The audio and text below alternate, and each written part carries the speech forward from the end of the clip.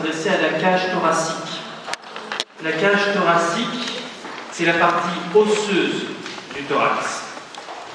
Le thorax, le mot thorax, vient du grec thorax, qui signifie cuirasse et qui a par extension donné ensuite le mot tronc et thorax lui-même. C'est une enceinte ostéocartilagineuse, dite à claire-voie, c'est-à-dire qu'elle alterne, cette enceinte, des espaces pleins et des espaces creux. Les espaces pleins sont représentés essentiellement par des structures osseuses, que sont les côtes. Les espaces creux constituent les espaces intercostaux. La cage thoracique est formée en arrière et sur la ligne médiane par la colonne vertébrale thoracique, que vous avez étudié tout à l'heure avec le professeur Lysenko. En avant et sur la ligne médiane par le sternum. Sternum, ça vient du grec sternum, qui signifie poitrine, et on verra que le sternum est constitué de 3 pièces osseuses primitives, je vais les citer dans un instant. Et enfin, latéralement, la cage thoracique est formée par 12 paires d'arcs chondrocostaux. Ces arcs chondrocostaux comprennent une partie osseuse en arrière et une partie cartilagineuse en avant, qu'on appelle le cartilage costal. Pour votre information, le mot chondrocostaux, faisant référence au premier terme chondre au cartilage, ça prend un H, c'est C-H-O-N-D-R-O. Nous allons commencer ce cours par mettre en place une vue latérale droite de la cage thoracique. On abordera ensuite l'ostéologie du sternum, on fera une vue antérieure, une vue postérieure. On abordera ensuite l'ostéologie des côtes et on verra la côte type ainsi que 2 côtes un peu particulières qui sont la première et la deuxième côte qui mériteront toutes deux une vue supérieure. Enfin, on terminera ce cours par 5 minutes d'anatomie fonctionnelle pour que vous compreniez un peu les mécanismes qui se mettent en jeu lors d'un phénomène que vous tous faites actuellement et moi aussi. Il s'agit de la respiration.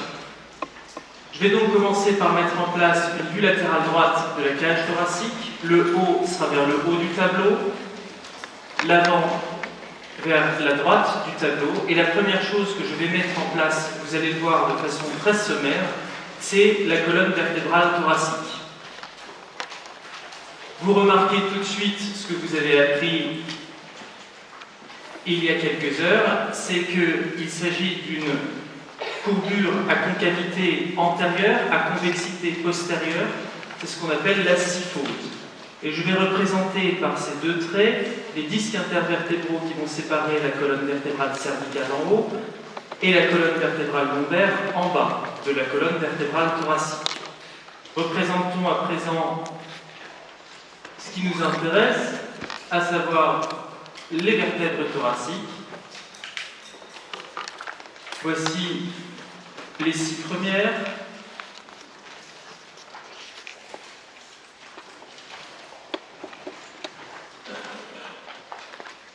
La 7e, 8e, 9e, 10e, 11e et 12e vertèbres thoraciques. Je ne représenterai pas les processus transverses des vertèbres thoraciques.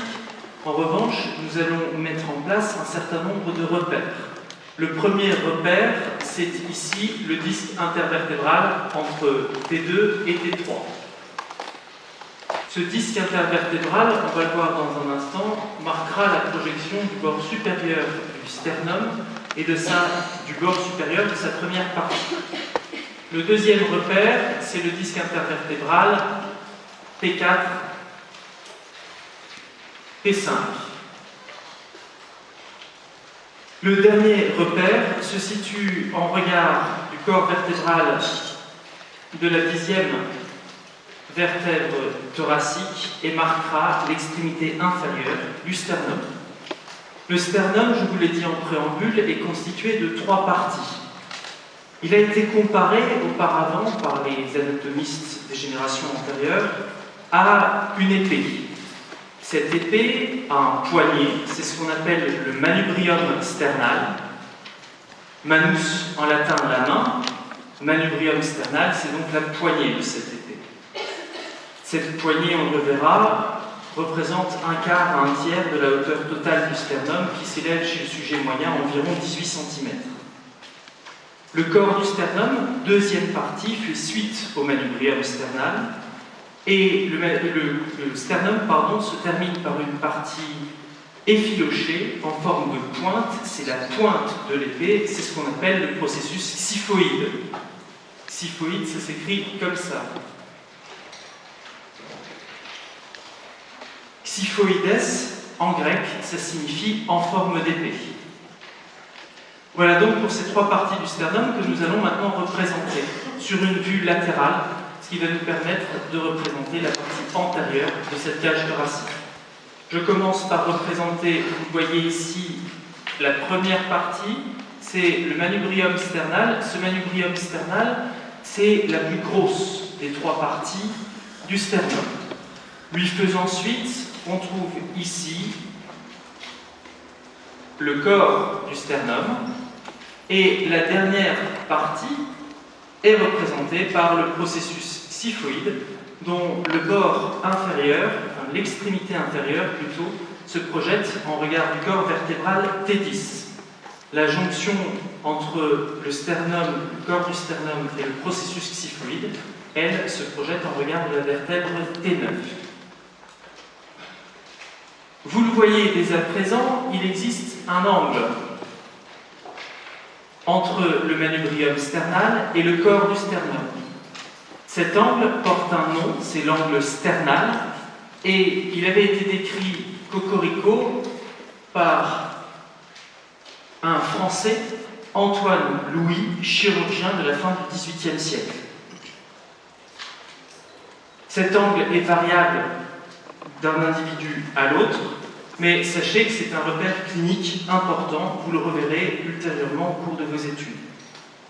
La face latérale du sternum est marquée par la présence de ce qu'on appelle des incisures costales. En effet, je vous ai expliqué en préambule que les arcs chondrocostaux allaient s'articuler en avant avec le sternum. Ces articulations se font par le biais de ce qu'on appelle des incisures costales, qui sont des parties recouvertes de cartilage et qui vont s'articuler avec les cartilages costaux. Voici, ici, la première incisure costale. Elle se situe entièrement sur le manubrium sternal. La deuxième incisure costale, elle, est à cheval entre le manubrium sternal et le corps du sternum. On représente la troisième incisure costale, la quatrième incisure costale, qui se situe en regard de la moitié du corps du sternum, la cinquième, la sixième, et la petite dernière, qui est la septième incisure costale, qui se situe à cheval entre le corps du sternum et le processus xiphoïde. Vous notez qu'il n'existe que 7 incisures costales, mais qu'il existe 12 paires de côtes. On verra pourquoi dans un instant. On va s'intéresser maintenant à certaines côtes. On ne va pas toutes les dessiner sur cette vue latérale, ce serait une perte de temps, mais on va s'intéresser tout d'abord à la première côte. La première côte, vous avez vu tout à l'heure, qu'elle s'articulait avec une facette articulaire complète sur le corps vertébral de la première vertèbre thoracique. La voilà.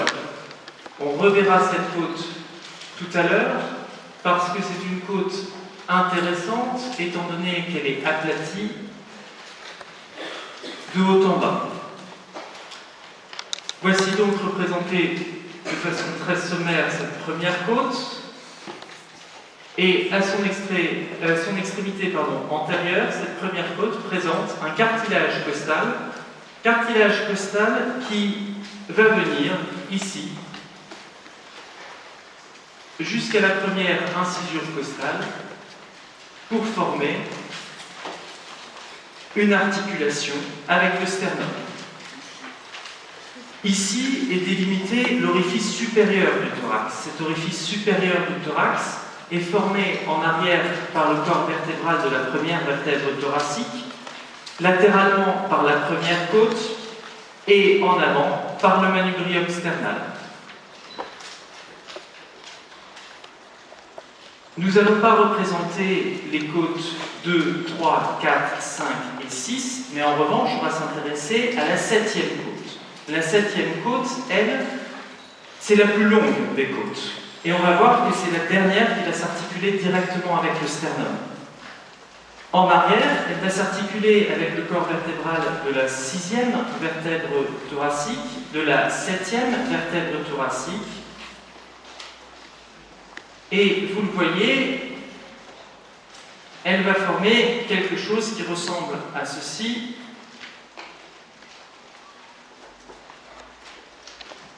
Avec en avant, toujours, le cartilage costal. La particularité du cartilage costal de la 7e côte, c'est que ce cartilage va recevoir les cartilages de la 8e côte. Celui de la 8e va recevoir celui de la 9e côte. Et celui de la 9e, celui de la 10e.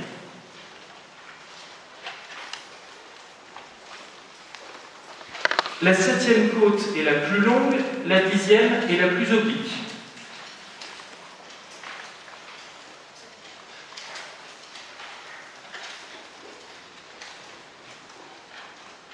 Vous voyez ici que certaines côtes ne vont pas s'articuler directement avec le sternum, mais via le cartilage costal de la 7e côte. Si bien qu'on peut distinguer des côtes dites sternales ou vraies côtes, de côtes asternales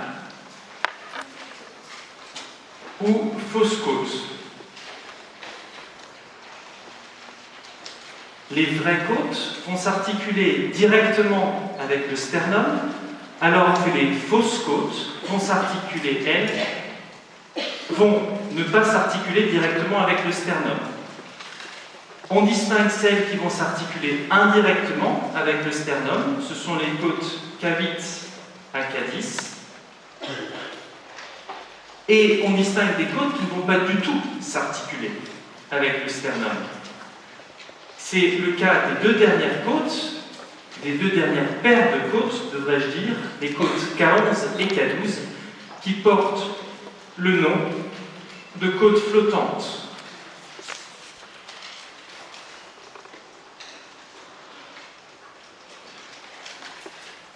Si je voulais les représenter, voici ce que ça donnerait. Elles s'articulent, la 11e côte, uniquement avec le corps vertébral de la 11e vertèbre thoracique. La 12e, pareil, uniquement avec le corps vertébral de la 12e vertèbre thoracique. Toutes deux présentent à leur extrémité un petit cartilage costal, mais qui cette fois n'est pas un cartilage articulaire. Voici donc ce qu'on peut dire sur la vue latérale de la cage thoracique. Et nous allons maintenant passer à la description du sternum. Sternum pour lequel on a déjà fait une vue latérale. On va maintenant passer à la vue antérieure du sternum, que l'on complétera dans un instant par la vue postérieure.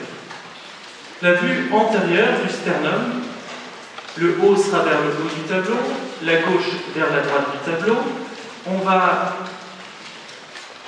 ici descendre tel un fil à plomb la ligne médiane et représenter les trois parties du sternum. Le sternum, c'est deux faces, une face antérieure, une face postérieure. C'est un bord supérieur qui appartient au manubrium sternal et c'est une extrémité inférieure qui est l'extrémité inférieure du processus xiphoïde. Commençons par décrire le bord supérieur de ce sternum. Ici, ce qu'on appelle l'incisure jugulaire du sternum. Cette incisure jugulaire portait autrefois le nom de fourchette sternale. Et ce bord supérieur est complété latéralement par deux segments latéraux qui sont recouverts de cartilage. Il s'agit des incisures claviculaires. Comme leur nom l'indique, ces incisures claviculaires vont permettre l'articulation avec la clavicule et vont donc permettre la jonction entre le membre supérieur et le squelette axial. La suite du manubrium sternal est représentée ici par une nouvelle incisure, mais cette fois une incisure costale, à nouveau recouverte de cartilage.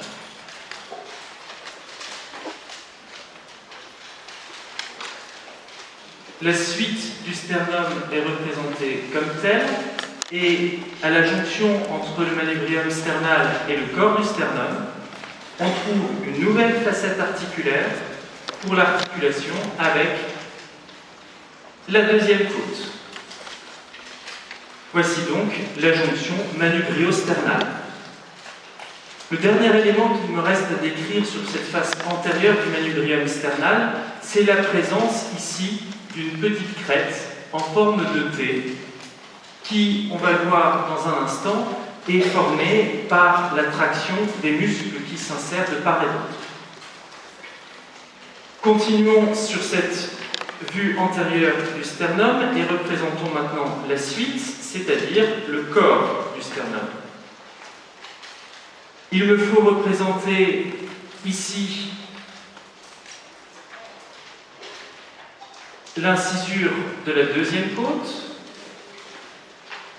de la troisième côte, celui de la quatrième, celui de la cinquième, sixième et septième côte, qui, on l'a dit tout à l'heure, est à cheval entre la jonction entre le corps du sternum et celle du processus xiphoïde. Et voici, pour terminer, le processus xiphoïde. Représentons du cartilage là où c'est nécessaire.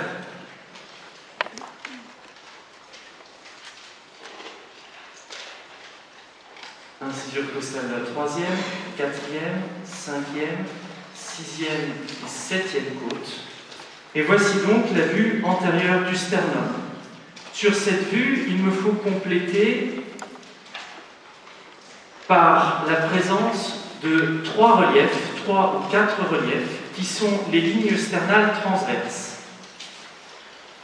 Voici les lignes sternales transverses, qu'on ne voit pas toujours sur une vue antérieure du sternum quand on a le sec en main, mais qui sont de bons repères parce que ces lignes sternales transverses marquent la différenciation entre les pièces primitives du sternum,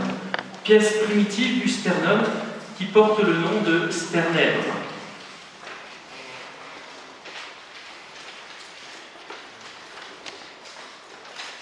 En effet, primitivement, le sternum est formé de 6 points d'ossification primaires, un situé au niveau du manubrium sternal, 4 situés au niveau du corps du sternum, et un dernier pour le processus xiphoïde. L'autre élément qu'il me faut préciser à propos du processus xiphoïde, c'est la variation de forme qu'il existe entre les individus. Voici une des formes les plus communes, mais le processus xiphoïde peut tout à fait être bifide.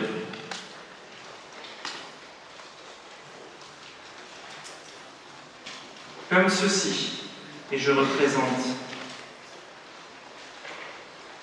ici la jonction manubrio-sternale, mais il peut aussi être perforé, comme ceci,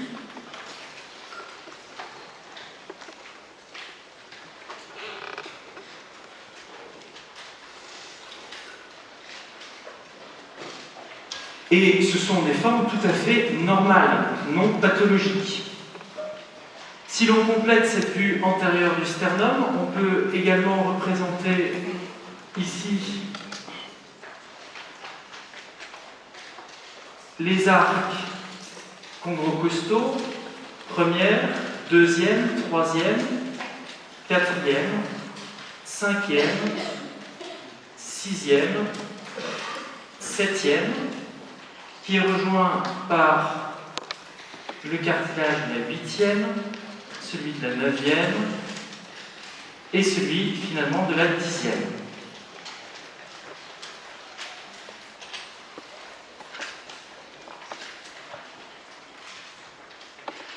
Voilà donc pour ces cartilages costaux.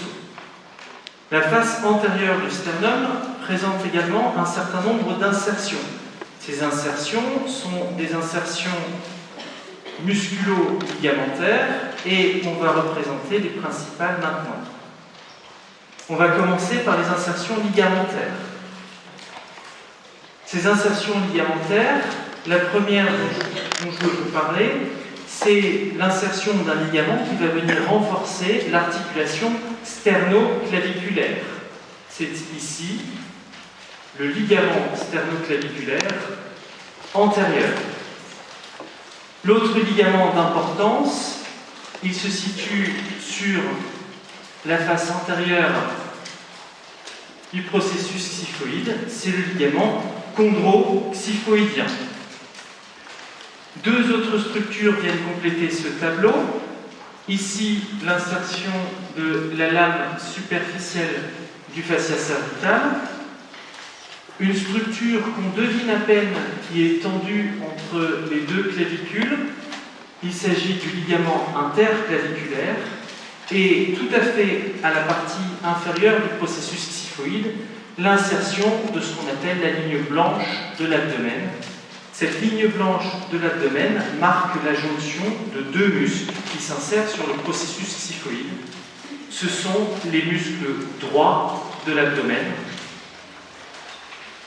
rectus dans la nomenclature internationale, droit comme orthogonal. Et ces muscles droits de l'abdomen, gauche et droit, c'est ce qui forme sur la paroi abdominale ce qu'on appelle vulgairement les abdominaux. Deux autres muscles d'importance qu'il me faut citer, c'est la présence ici de l'insertion musculaire d'un muscle du cou, un muscle superficiel du cou extrêmement important. C'est ici le muscle sternocléido-mastoïdien. Enfin, dernier muscle dont je veux vous parler sur cette face antérieure du sternum, c'est ici la présence du muscle grand pectoral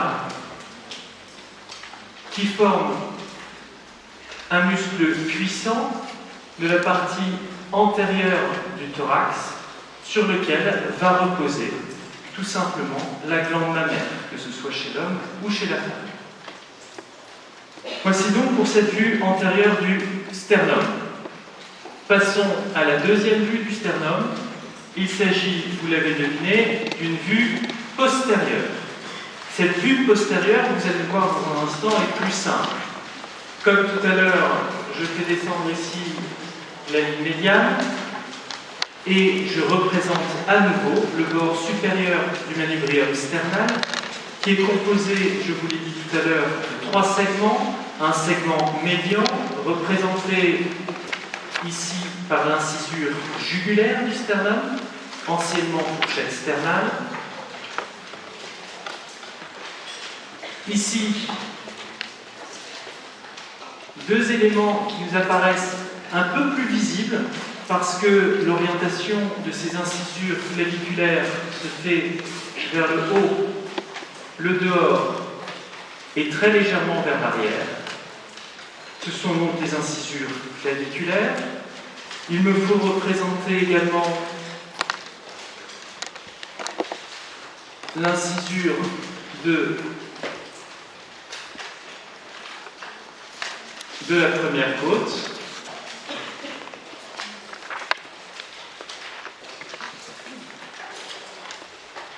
Celle de la deuxième. Et vous remarquerez ici que le dessin est relativement peu symétrique. C'est normal, le sternum lui-même, quand on prend des pièces osseuses, est rarement symétrique. Continuons donc par la jonction manubrio-sternale entre le corps du sternum et le manubrium sternal. Ici,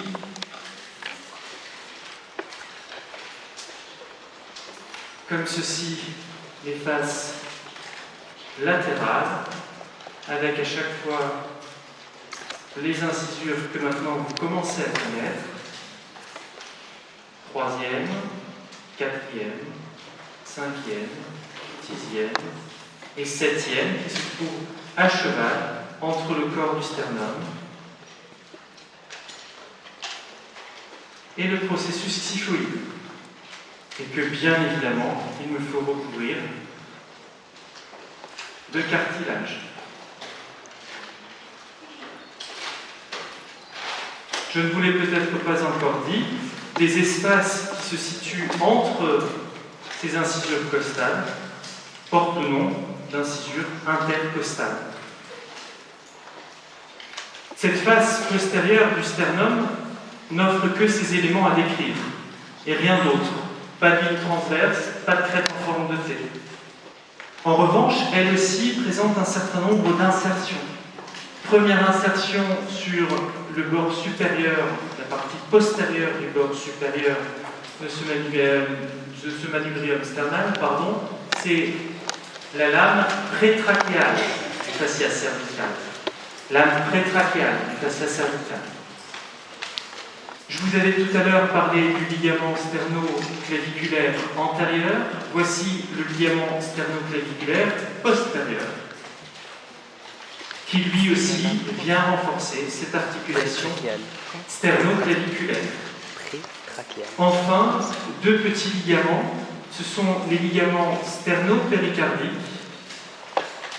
supérieurs et inférieurs.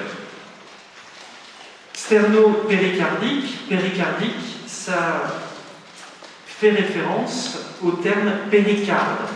Qu'est-ce que c'est que le péricarde? Le péricarde, vous le reverrez ultérieurement, c'est l'enveloppe autour du cœur. Péri, en grec, ça veut dire autour, carde fait référence au cœur. Donc ces ligaments sternopéricardiques rattachent le péricarde, l'enveloppe du cœur, à la face postérieure du sternum. Continuons. Il me reste 4 muscles à représenter. Les deux premiers font partie d'un groupe qu'on appelle les muscles infra-hyoïdiens, que vous reverrez au second semestre. Voici le muscle sterno-hyoïdien. Et en dessous de celui-ci, l'insertion d'un deuxième muscle, le muscle sterno-thyroïdien.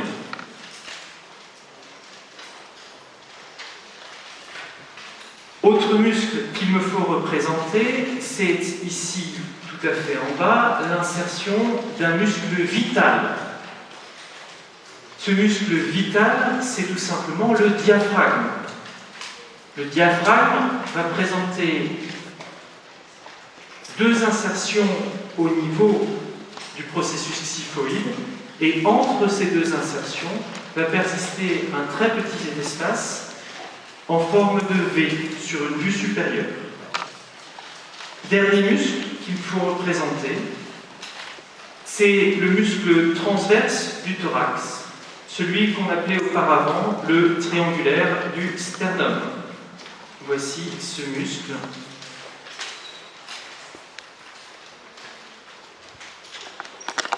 Comme ceci. Voilà donc ce qu'on peut dire à propos du sternum, à la fois sur sa vue antérieure et sur sa vue postérieure. Clôturons cette première partie de cours et passons à la deuxième partie qui a pour objectif de s'intéresser, je vous l'ai dit, aux côtes. Il existe 12 paires de côtes, je vous l'ai dit. Ces côtes, avec l'ensemble de la cage thoracique, servent à protéger le contenu du thorax.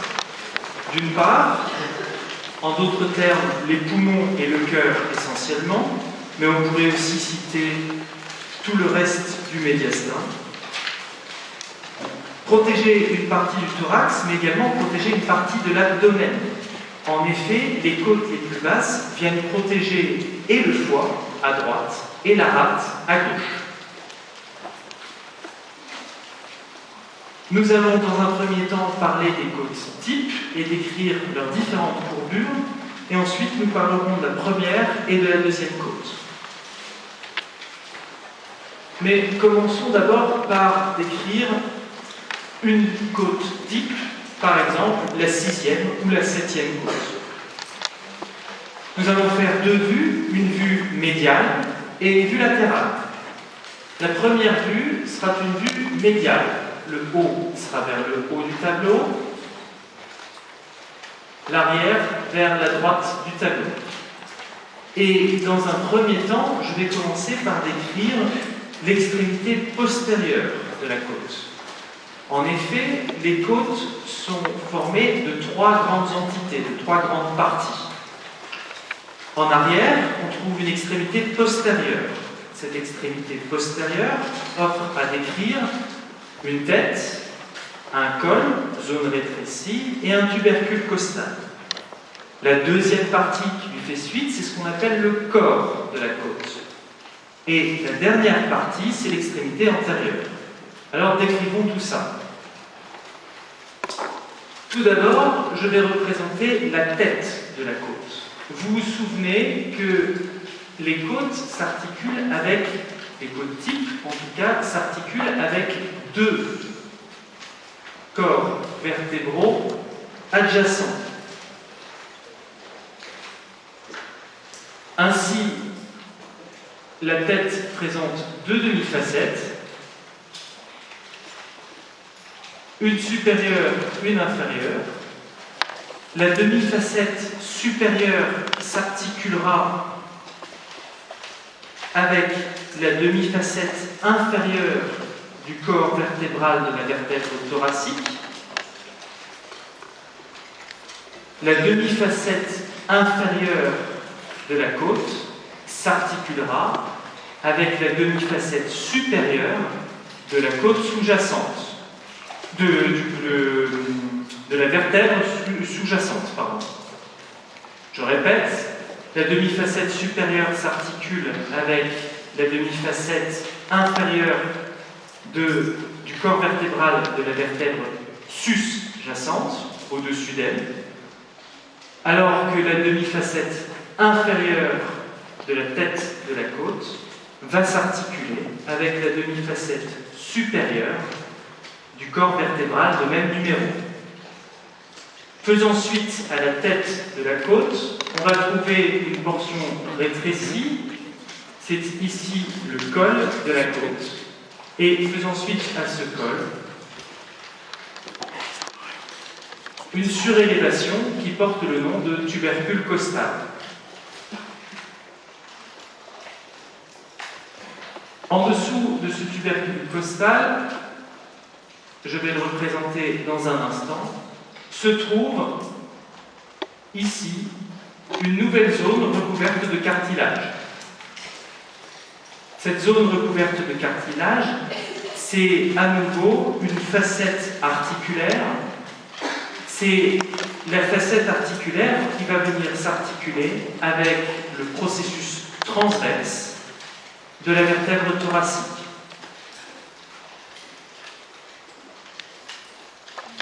C'est donc la facette costale transversale. Si je continue, je représente le corps de la côte, son extrémité antérieure, comme ceci, et vous comprenez sur cette vue médiane que la côte va subir un phénomène de torsion. En subissant ce phénomène de torsion, Elle va marquer ici sa face médiale d'un sillon.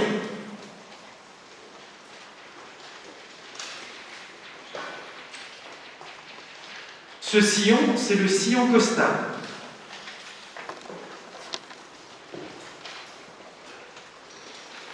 Si l'on fait une coupe à ce niveau-là, une coupe frontale, le haut vers le haut du tableau, le dedans vers la droite du tableau, voici ce qu'on obtient.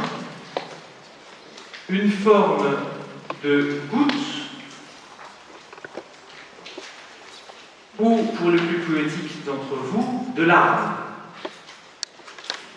On distingue une face externe, une face latérale, convexe, et une face médiale qui, elle, est concave et qui laisse place à, ici, ce qu'on appelle le sillon costal.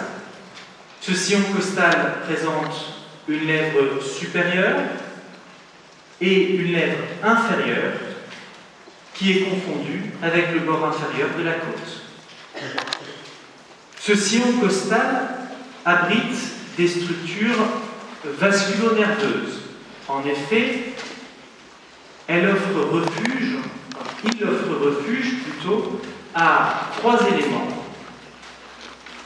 constitutifs du paquet vasculo-nerveux intercostal. C'est la veine intercostale, l'artère intercostale et le nerf intercostal. Moyen mnémotechnique, vanne. Si je représente une deuxième côte,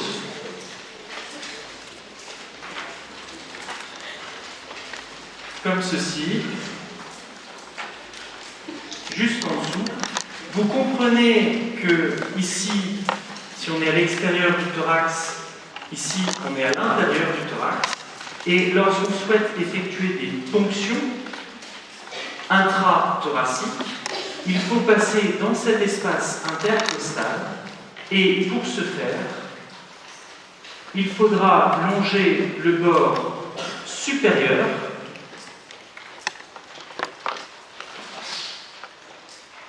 de la côte inférieure afin de ne pas risquer de léser le paquet vasculo-nerveux intercostal.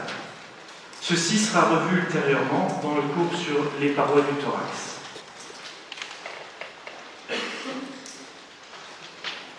Deuxième schéma que je veux représenter, c'est, et je vous l'avais annoncé dès le début, une vue latérale cette fois. Cette vue latérale est un tout petit peu moins intéressante, mais va nous permettre de mettre en place un certain nombre d'éléments.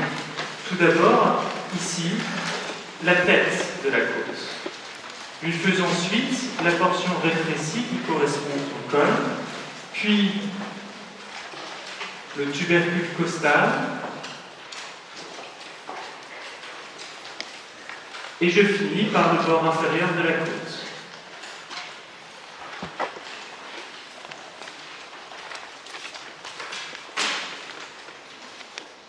Voici donc le phénomène de torsion que subit cette côte à nouveau. Je vous avais décrit dès le début que les côtes présentaient une extrémité postérieure, un corps et une extrémité antérieure. Et bien, à l'extrémité tout antérieure, vous allez trouver ici l'articulation avec le cartilage costal,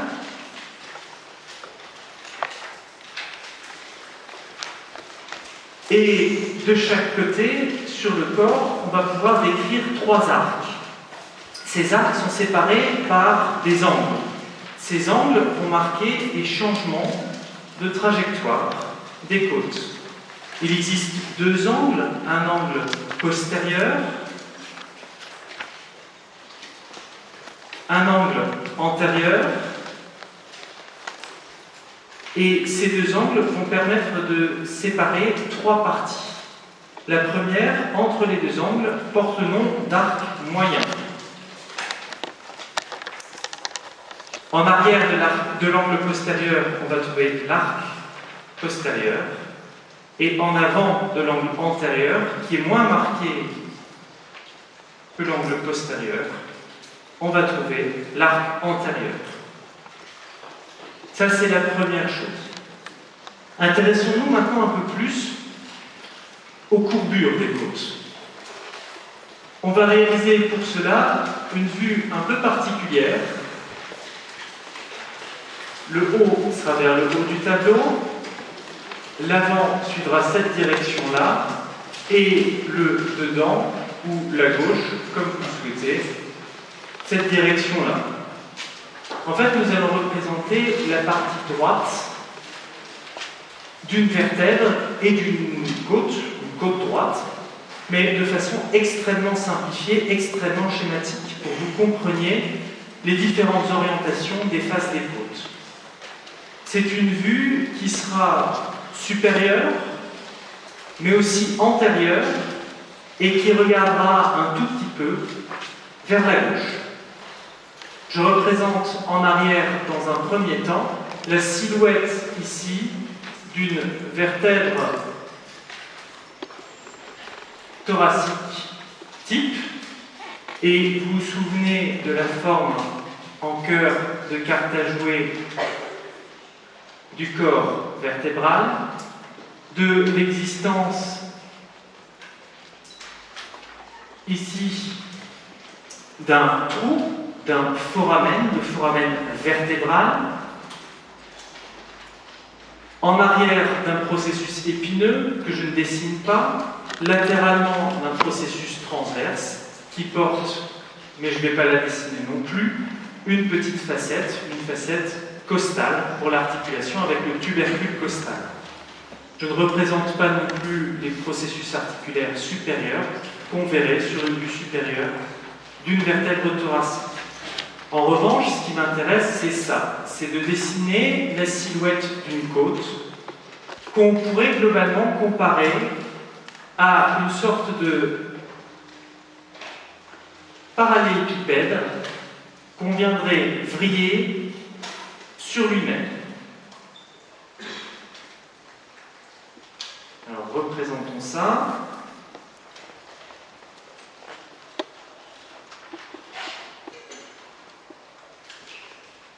Comme ceci.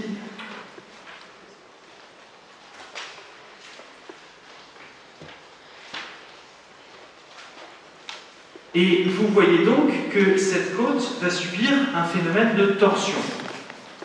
La première chose qu'on peut dire, c'est que si on prend la face inférieure de cette côte, celle-ci va dans un premier temps regarder vers le bas et l'arrière. Elle va devenir ensuite face latérale et regarder exclusivement vers le dehors. Et enfin, devenir face supérieure, comme ceci. Et va regarder vers le haut et l'avant.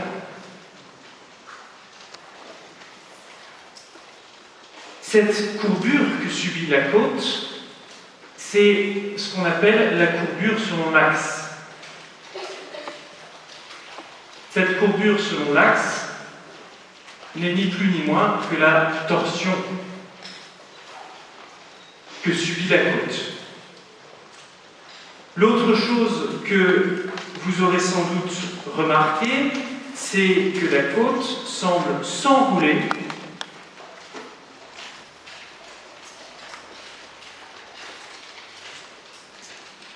autour d'un axe central, d'un point central plutôt. C'est ici ce qu'on appelle la courbure selon les faces.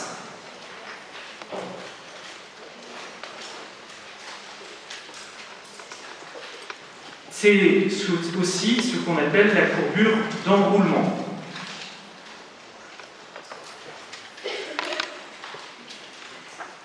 Enfin, pour décrire la dernière courbure que subissent les côtes, il faut revenir un tout petit peu en arrière.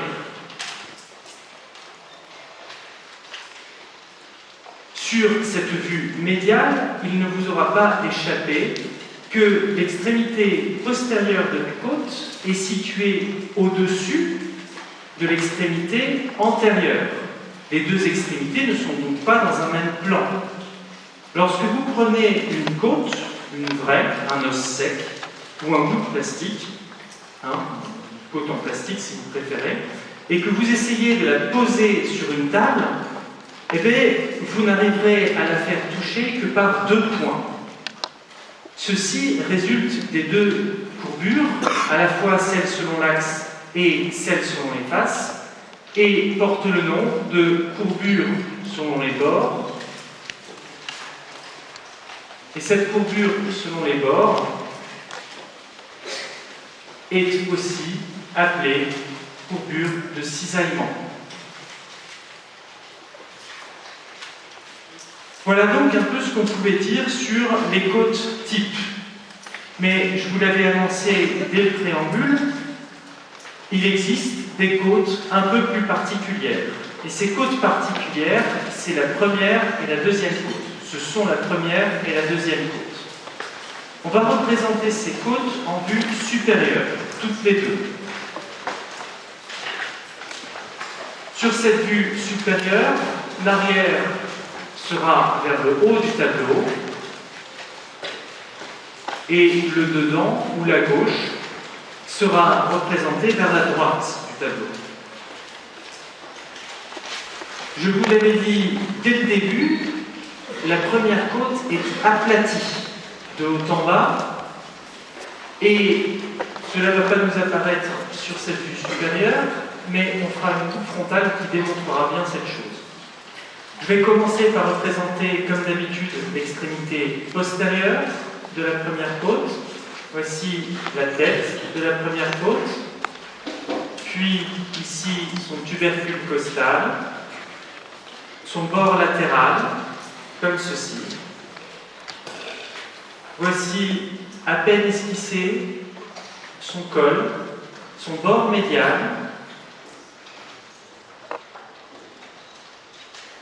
Ici, le tubercule du muscle scalène antérieur. Et voici son extrémité antérieure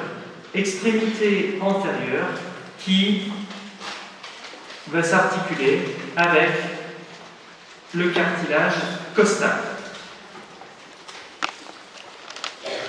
Voici donc le tubercule costal, voici le tubercule du muscle scalène antérieur, et ce tubercule avait été décrit par l'anatomiste Lisfranc. Une chose qui n'est pas décrite dans la nomenclature internationale, mais décrite dans les bouquins d'anatomie français, voici la présence sur la face supérieure de la première côte d'une crête, qui ne porte donc pas de nom, c'est une simple crête. Et on va représenter aussi 3 sillons. Le premier sillon, c'est celui-là. C'est le sillon laissé par le passage du nerf spinal C8. Et ensuite, 2 sillons qui sont plus importants. Leur importance résulte du fait de l'importance physiologique de ces 2 éléments. En arrière du tubercule du muscle scalène antérieur, du tubercule de Lisfranc si vous préférez, on va trouver ici le passage d'un élément artériel. En avant du tubercule de Lisfranc, un élément veineux. On va en parler dans un instant. On va commencer par mettre en place les différents éléments ostéo-ligamentaires qui vont nous intéresser et on va commencer directement par ici la présence d'un ligament. C'est le ligament costo-transversaire, tendu du processus transverse au bord supérieur de la côte. À l'extrémité antérieure, la présence du ligament costo-claviculaire, Flanqué entre les deux insertions du ligament costo-claviculaire, la présence du muscle subclavier qui s'insère à la fois sur la face inférieure de la clavicule, vous le reverrez ultérieurement, et sur le bord supérieur de la première côte. On va pouvoir également représenter, je vous l'avais déjà cité ici, l'insertion d'un muscle, qui est un muscle du cou. C'est bien évidemment sur le tubercule du muscle scalène antérieur, le muscle scalène antérieur. Ce muscle scalène antérieur, étendu des tubercules antérieurs, des processus transverses des vertèbres cervicales C3 à C6, vous reverrez ça en anatomie tête et cou. Et cette insertion du muscle scalène antérieur va permettre de séparer deux éléments vasculaires. Le premier est un élément artériel qui sort du thorax pour se destiner aux membres supérieurs. C'est ici l'artère subclavière qui, une fois qu'elle a passé la première côte, change de nom pour devenir artère axillaire. En avant du tubercule du muscle scalène antérieur, on va trouver le passage d'un élément veineux. C'est ici.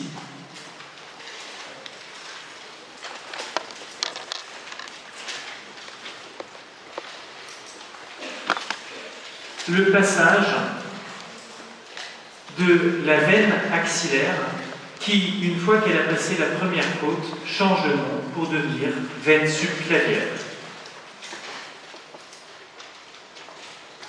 On avait laissé un petit sillon à cet endroit. Sachez que ce sillon, je vous l'avais déjà dit, est marqué par le passage d'un nerf, c'est le nerf spinal C8.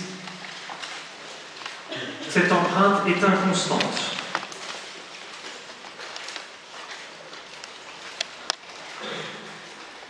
Terminons par représenter les autres muscles qui nous intéressent. Ici, le muscle élévateur de la première côte, muscle élévateur de la première côte.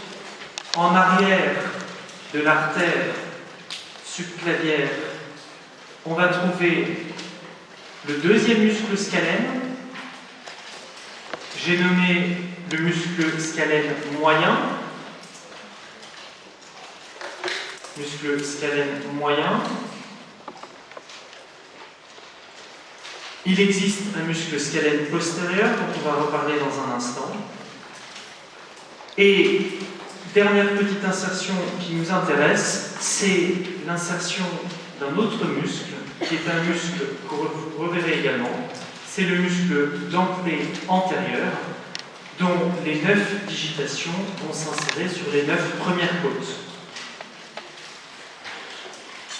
Avant de quitter ce schéma, sachez que le bord latéral de la côte donne également insertion à des fibres du muscle intercostal externe. C'est uniquement son bord latéral qui donne ces insertions face à face supérieure. En effet, lorsqu'on réalise une coupe à ce niveau-là, une coupe frontale de cette première côte, le haut sera vers le haut du tableau, le dedans vers la droite du tableau. On obtient une structure qui ressemble à celle-ci. Vous voyez, structure aplatie qui présente deux faces, une face inférieure qui regarde vers le bas et très légèrement vers le dedans, une face supérieure qui regarde quant à elle vers le haut et très légèrement vers le dehors. Et vous notez ici la surélévation qui correspond à cette crête que j'ai dessinée tout à l'heure. Ok ? Donc deux faces, deux bords, un bord externe ou latéral et un bord médial ou bord interne.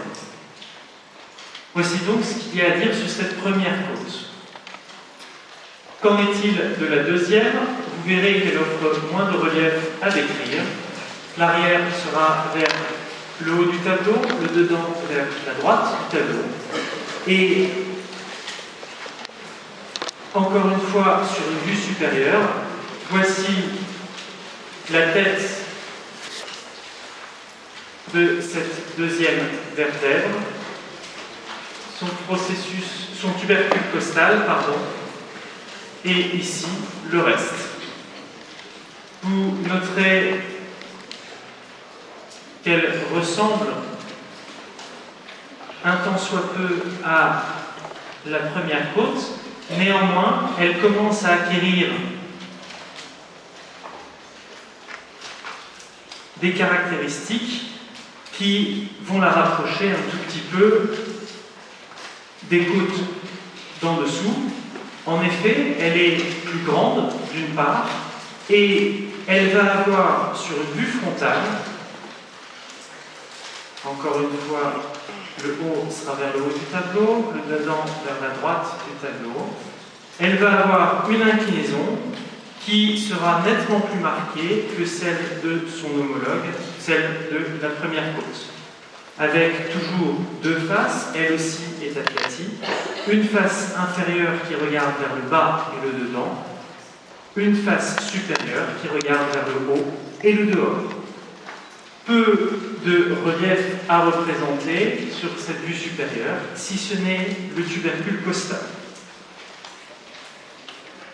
Comme tout à l'heure, sur cette deuxième côte va s'insérer un ligament costo-transversaire, va s'insérer un muscle élévateur de la deuxième côte,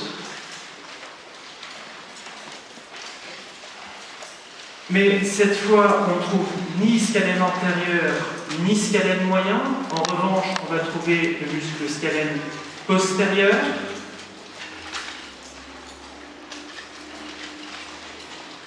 Voici donc le muscle scalène postérieur,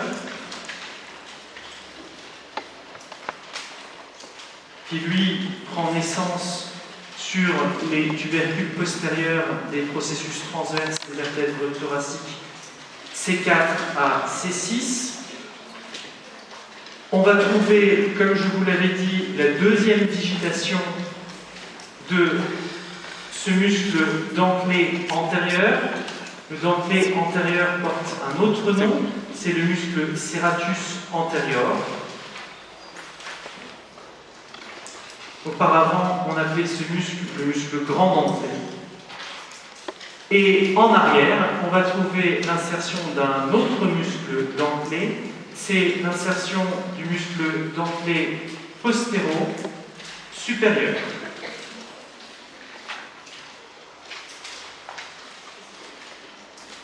Voici donc ce qu'il y a à décrire sur cette deuxième côte. En somme, pas grand-chose. Avant de nous quitter, 5 minutes d'anatomie fonctionnelle. Vous l'aurez compris, le thorax peut être globalement assimilé à une forme mathématique qui correspond à celle d'une semi-ellipsoïde. Lequel? Le tout dernier celui-là.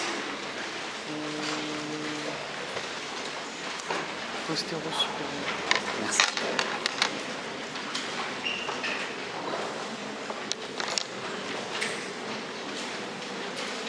Forme donc de semi-ellipsoïde. Et classiquement, c'est le cas chez moi, c'est le cas de la plupart d'entre vous, lorsqu'on s'intéresse au diamètre antéro-postérieur, c'est-à-dire à l'espace entre la colonne vertébrale thoracique en arrière et la face postérieure du sternum en avant, et bien ce diamètre antéro-postérieur est inférieur au diamètre transverse du thorax. Ce diamètre transverse, c'est l'espace sur une même coupe frontale entre deux faces médiales de deux côtes de même numéro. Okay. Au cours de la respiration, ces diamètres vont pouvoir varier. La première chose, c'est la variation du diamètre transverse. Il me semble que le professeur Grisenko, tout à l'heure, vous a parlé des mouvements de ces côtes, des mouvements dits en anse de saut, non pas écrits à ce côté. Si je représente un saut comme ceci,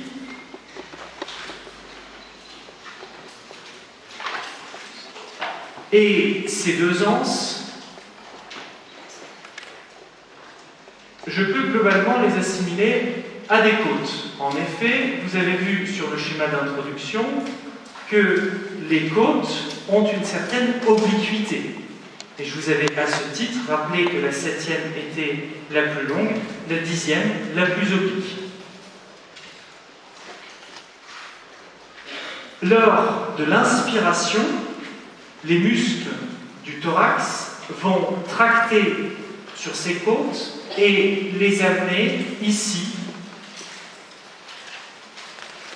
comme ceci, en les surélevant. Ainsi, on augmente ce diamètre transverse du thorax. Ça, c'est la première chose. Deuxième chose, ces mouvements lors de l'inspiration vont également entraîner un déplacement du sternum. Déplacement du sternum qui se fait vers le haut et l'avant. De la même manière que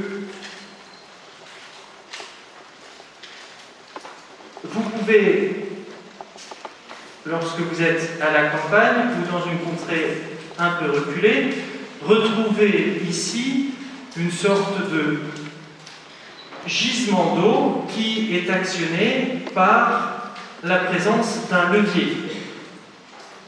Lorsque l'on souhaite que de l'eau sorte par le robinet, il faut actionner le levier et tirer ce levier comme ceci.